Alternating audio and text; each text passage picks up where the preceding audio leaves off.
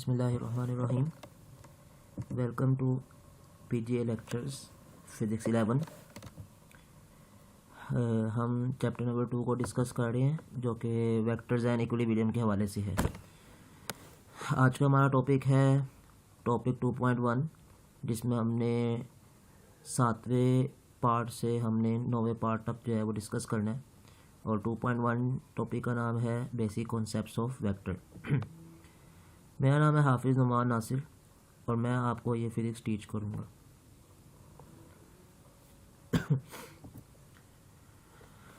आज का हमारा स्टार्ट होता है जी यूनिट वेक्टर से, जो कि चैप्टर नंबर 2 का टॉपिक 2.1 का 7वां पार्ट है। यूनिट वेक्टर्स का मतलब होता है कि ये एक ऐसा वेक्टर होता है जो किसी भी डायरेक्शन में जिसका मैग्नीट्यूड जो है वो 1 हो, ऐसे वेक्टर को हम क्या कहते हैं, यूनिट वेक्टर का नाम देते हैं। और ये बेसिकली ऐसा वेक्टर होता है जो किसी भी वेक्टर की डायरेक्शन जो है वो बताने के लिए हम इसको इस्तेमाल करते हैं। डायरेक्शन क्यों इस्तेमाल करते हैं? जाहिर सी बात है कि इसमें अगर हम मैग्नीट्यूड की बात करें तो मैग्नीट्यूड 1 होता है। तो जैसा कि देखा गया है कि वेक्टर जो है वो मैग्नीट्यूड और डायरेक्शन का मजमुआ होता है। तो अगर हम उसमें मैग्नीट्यूड की वैल्यू 1 पुट कर दें तो वेक्टर जो है वो किसके बराबर हो जाता है? खाली डायरेक्शन की। तो इस वजह से इस वेक्टर को हम डायरेक्शन बताने के लिए इस्तेमाल करते हैं। और इसको सिंबॉलिकली तौर पे एक वेक्टर के ऊपर, यानी जो भी लेटर होता है उसके ऊपर एक हैट सा, जो कि मैंने निशान यहाँ पे शो किया हुआ है, इस निशान को डाल के हम शो करते हैं। अगर हमने किसी भी एक वेक्टर है, ए वेक्टर है कोई, उसकी डायरेक्शन में हमने यूनिट वेक्टर को डिफाइन करना है, तो हम जानते हैं कि ए वेक्टर जो है वो किसके बराबर होगा? ए का मैग्नीट्यूड इंटू ए का डायरेक्शन। क्योंकि मैं आपको बता चुका हूँ कि यूनिट वेक्टर जो है वो किसको शो करता है? डायरेक्शन को। तो बेसिकली ये डेफिनेशन है कि कोई भी वेक्टर जो है वो मैग्नीट्यूड और डायरेक्शन के बराबर होता है। तो यहाँ पे मैग्नीट्यूड 1 मैंने पहले बताया कि अगर 1 पुट करेंगे तो जाहिर सी बात है कि हमारे पास जो है ये डायरेक्शन जो है यूनिट वेक्टर जिसको हम कह रहे हैं, यानी डायरेक्शन वेक्टर के इक्वल हो जाएगा। तो हम क्या करते हैं? वेक्टर को डायरेक्शन बताने के लिए इस्तेमाल करते हैं। यहाँ जो मैं बताना चाह रहा हूँ वो ये है कि हमारे पास अगर एक वेक्टर है, उसका ए मैग्नीट्यूड है और ए उसकी डायरेक्शन है। अगर हमने खाली डायरेक्शन निकालनी है तो हम ए इधर जाके क्या कर देंगे? डिवाइड कर देंगे। तो मेरे पास यूनिट वेक्टर का फार्मूला बन जाएगा a unit vector equal to ए इधर जाके डिवाइड हुआ है तो ये बन जाएगा ए वेक्टर डिवाइडेड बाय ए का मैग्नीट्यूड। मैंने ए को बोल्ड करके लिखा हुआ है और ए को सिंपल लिखा हुआ है। तो सिंपल अल्फाज में मैंने कहा था कि अगर सिंपल लिखें तो उसको क्या कहते हैं? मैग्नीट्यूड कहते हैं, और जिसको बोल्ड लिखें तो उसको वेक्टर कहते हैं। तो ये फार्मूला बन गया ए यूनिट वेक्टर का कि वो किसके बराबर होता है? वेक्टर डिवाइडेड बाय वेक्टर का मैग्नीट्यूड। अगर मुख्तलिफ तरह के हम यूनिट वेक्टर्स की बात करें तो उसमें कुछ एग्जांपल्स जो हैं वो आती हैं कि जिसमें हम अगर किसी भी वेक्टर की एक्स डायरेक्शन को शो करना चाहते हैं या एक्स कंपोनेंट को शो करना चाहते हैं तो उसके लिए हम यूनिट वेक्टर आई यूज़ करते हैं, इसके ऊपर हैट डालते हैं। इसी तरह जे जो है वो वाई डायरेक्शन को शो करने के लिए इस्तेमाल होता है किसी भी वेक्टर की, और उसके ऊपर क्या करते हैं? हम वेक्टर का निशान डालते हैं, वो यूनिट वेक्टर का, सॉरी। और के जो है इसको हम क्या करते हैं? जेड डायरेक्शन किसी भी वेक्टर की शो करनी है तो उसके लिए इस्तेमाल करते हैं, और के ऊपर इस तरह करके एक हैट का निशान डाल दिया जाता है। ये थे आम जो कि फ्रीक्वेंटली इस्तेमाल होते हैं। और बगैर कार्टेशियन कोऑर्डिनेट की अगर बात करें, जिसमें आपस में 90 के एंगल ना हो, लाइक इधर एक्स वाई और जी के दरमियान अगर हम कार्टेशियन कोऑर्डिनेट की बात करें तो उसमें हमेशा एंगल 90 डिग्री होता है। तो ये बेसिकली कार्टेशियन कोऑर्डिनेट सिस्टम है कि जिसमें मैंने ये 3 वेक्टर्स जो हैं ये शो किए हैं और 3 यूनिट वेक्टर्स शो किए हैं। तो यहाँ पे 3 यूनिट वेक्टर जो हैं इनका सबका आपस में एंगल जो है वो 90 डिग्री बन रहा है। अगर हमने इसके अलावा वाली कोई बात करनी हो, लाइक हमारे पास कार्टेशियन कोऑर्डिनेट सिस्टम के अलावा कोई वेक्टर्स अगर हमने शो करनी हो तो वो भी यूनिट वेक्टर्स कुछ इस्तेमाल होते हैं, जिसमें एक आर जो है वो पोजीशन वेक्टर को शो करता है। यानी किसी पोजीशन वेक्टर की डायरेक्शन हमने शो करनी है तो हम क्या करते हैं? उसके लिए आर यूनिट वेक्टर इस्तेमाल करते हैं। यानी बेसिकली यूनिट वेक्टर्स जो है वो एज अ डायरेक्शन के तौर पे लिखे जाते हैं। तो हम जब कहते हैं ना कि आर पोजीशन वेक्टर है तो वेक्टर को शो करने के लिए हम जानते हैं मैग्नीट्यूड तो हम आर की फॉर्म में लिख लेते हैं, और उसी का यूनिट वेक्टर जो है हम साथ लिख लेते हैं। तो हमें पता चल जाता है कि इस फॉर्म में लिख लेते हैं, यानी जैसे ये आर हो गया, आर वेक्टर है, ये आर का मैग्नीट्यूड हो गया और ये आर का यूनिट वेक्टर हो गया। तो इस तरह हम किसी वेक्टर को डिफाइन करते हैं। इसी तरह जो है एन जो है वो नॉर्मल वेक्टर्स के लिए इस्तेमाल होता है, जो सरफेस के प्लेन के ऊपर जो है वो परपेंडिकुलर डायरेक्शन में हम ड्रॉ करते हैं। और ये नॉर्मल वेक्टर्स जो हैं वो बिल्कुल उसी तरह जिस तरह हमने सरफेस प्लेन, यानी जिसको हम वेक्टर एरिया कहते हैं मोस्टली, उसके लिए हम ये नॉर्मल वेक्टर ड्रॉ करते हैं।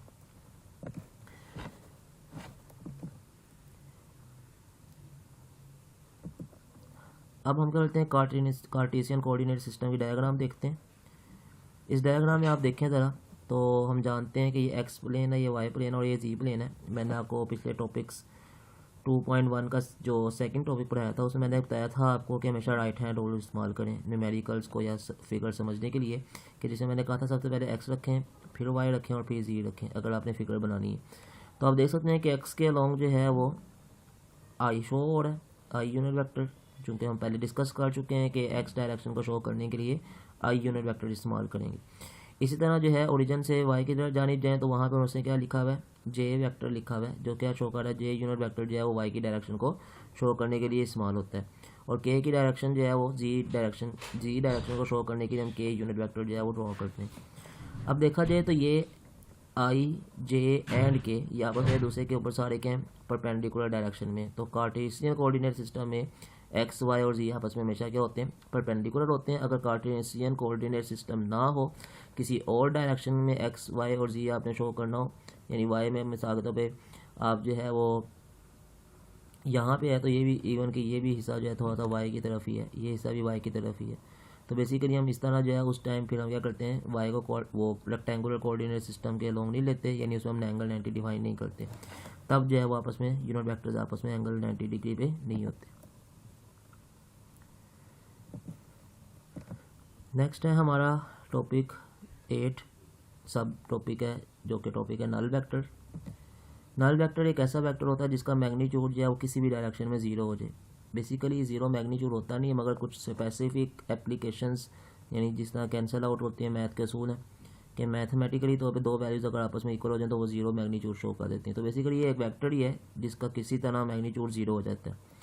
और ये कैसे मोस्टली होता है, इसकी एग्जांपल के तौर पर हम देखा हुआ है कि अगर किसी भी वेक्टर के अंदर उसी का नेगेटिव वेक्टर ऐड कर दिया जाए तो हमारे पास वेक्टर जो है वो नल वेक्टर आ जाता है। तो याद रखिएगा कि नल वेक्टर एक वेक्टर है, यानी कई लोग समझते हैं कि नल वेक्टर वेक्टर नहीं है। बेसिकली ज़ीरो मैग्नीट्यूड है मगर डायरेक्शन इसकी कोई भी हो सकती है। तो हमने बताया था कि डायरेक्शन अगर इन्वॉल्व हो तो वेक्टर्स को शो करती हैं।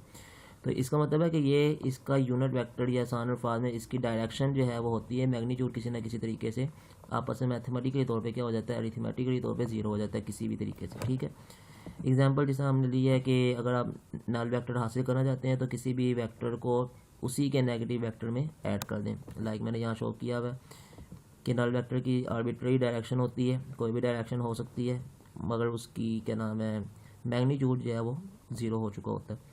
लाइक मैंने एक वेक्टर ड्रॉ किया, अगर इसी का मैं नल वेक्टर बनाना है तो मैं क्या करूँगा, इसी का नेगेटिव वेक्टर ड्रॉ करूँगा। देख सकते हैं आप कि ये ए वेक्टर है, उतना ही मैग्नीट्यूड है नीचे वाले वेक्टर का, उसकी डायरेक्शन डिफरेंट है। तो इसका मतलब ये अगर ए है तो ये इसका क्या होगा, नेगेटिव वेक्टर होगा। अगर आप इन दोनों को एडअप करेंगे हेड टू टेल रूल के मुताबिक तो जाहिर सी बात है रिजल्टेंट वेक्टर जो है वो क्या आएगा, ज़ीरो मैग्नीट्यूड वाला आएगा। ठीक है, तो रिजल्टेंट वेक्टर है तो जाहिर सी बात है वेक्टर का कोई ना कोई डायरेक्शन होगी, अलबत्ता उसका मैग्नीट्यूड ज़ीरो हो चुका होगा। तो आप देख सकते हैं ये ए वेक्टर है, उसी में हमने नेगेटिव वेक्टर ऐड किया तो ऑटोमेटिकली हमारे पास क्या हो गया, ज़ीरो वेक्टर आ गया। ज़ीरो वेक्टर मतलब ज़ीरो मैग्नीट्यूड वाला वेक्टर आ गया, इसको हम नल वेक्टर कहते हैं। नेक्स्ट है हमारा 9 टॉपिक इक्वल वेक्टर्स का। दो वेक्टर्स ए और बी आपस में इक्वल के रहेंगे कि जब उनका मैग्नीट्यूड सेम होगा और उनकी डायरेक्शन भी सेम होगी, चाहे उनकी इनिशियल पोजीशन कोई भी हो सकती है, बस लेंथ उनकी सेम होनी चाहिए और उनकी डायरेक्शन सेम होनी चाहिए।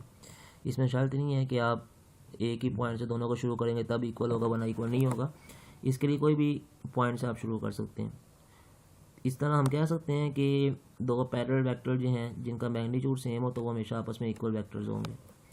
लाइक मैंने ए वेक्टर ड्रॉ किया है और ये सेकंड ए वेक्टर ड्रॉ किया है। ठीक है, बी इस वजह से नहीं लिखा क्योंकि जाहिर सी बात है कि यहाँ पे लेंथ और इसकी लेंथ सेम है, इसकी डायरेक्शन और इसकी डायरेक्शन सेम है, सिर्फ इनका इनिशियल पॉइंट डिफरेंट है और ये दोनों एक दूसरे के लिए क्या हैं, पैरेलल भी हैं। तो ये दोनों एक दूसरे के लिए क्या होंगे, इक्वल वेक्टर्स होंगे। अब हमने जो डिस्कस करना था बुक के मुताबिक वो आप देख सकते हैं कि यहाँ पे यूनिट वेक्टर जो है वो हमारा टॉपिक था। तो यूनिट वेक्टर जो है ये ऐसा वेक्टर होता है जिसका गिवन डायरेक्शन में मैग्नीट्यूड 1 होता है और इसकी जो क्या किया जाता है, डायरेक्शन शो करने के लिए इस्तेमाल किया जाता है। इसी तरह जो है इसका ये फार्मूला है, आप देख सकते हैं ये वेक्टर है, इसमें मैग्नीट्यूड है और ये इसका यूनिट वेक्टर है। ये यूनिट वेक्टर निकालना हो तो इसका वेक्टर डिवाइडेड बाय उसका मैग्नीट्यूड वेक्टर का। फर्दर मूव करें तो जाहिर सी बात है हमारे पास, मैंने आपको जो बताए थे अभी कि एक्स वाई और जी एक्सिस को शो करने के लिए हम आई जे और के इस्तेमाल करते हैं। और यूनिट वेक्टर्स जो हैं ये सिर्फ कोऑर्डिनेट्स कार्टेशियन कोऑर्डिनेट सिस्टम में ही नहीं होते, बल्कि इसके अलावा कुछ और वेक्टर्स भी होते हैं। लाइक मैंने यहाँ बताया था पीछे लेक्चर के दौरान कि एक यूनिट वेक्टर आर शो होता है और एक यूनिट वेक्टर जो है वो नॉर्मल ड्रॉ होता है। ठीक है, ये आपको उसने एग्जांपल शो की हुई है आपको, ये आर वेक्टर है, इसका यूनिट वेक्टर जो है उसने आर यूनिट वेक्टर शो किया हुआ है। ठीक है, इसी तरह जो है अगर आप ये नीचे वाली डायग्राम देखेंगे तो ये प्लेन है एक, इस प्लेन के ऊपर इसने एक नॉर्मल वेक्टर ड्रॉ किया हुआ है। तो ये हमने दो डिस्कस किए थे अभी, और ये डायग्राम मैं आपको लेक्चर के दौरान समझा चुका हूँ कि ये डायग्राम क्या चीज़ है। नल वेक्टर जो है ऐसा वेक्टर होता है जिसका मैग्नीट्यूड 0 होता है और इसकी कोई भी डायरेक्शन हो सकती है। आर्बिट्ररी का मतलब कोई भी डायरेक्शन। एग्जाम्पल लें अगर, तो ये एक वेक्टर है जिसमें हमने क्या किया, उसी का नेगेटिव वेक्टर ऐड किया है, तो ये नल वेक्टर आ गया। और A plus into minus A equal to 0। इसके बाद आते हैं इक्वल वेक्टर्स। तो वेक्टर्स दो इक्वल होंगे अगर उनका क्या होगा, मैग्नीट्यूड भी सेम होगा, डायरेक्शन भी सेम होगी, regardless of the initial position. कोई भी इनिशियल पोजीशन हो सकती है उनकी, ज़रूरी नहीं है कि दोनों की एक ही डायरेक्शन होनी चाहिए। इसका मतलब क्या हुआ कि दो पैरेलल वेक्टर्स जो हैं जिनका मैग्नीट्यूड सेम हो, उनकी डायरेक्शन सेम हो, तो जाहिर सी बात है वो क्या होंगे, एक दूसरे के लिए इक्वल होंगे। नेक्स्ट टॉपिक जो है वो हमने जो करना है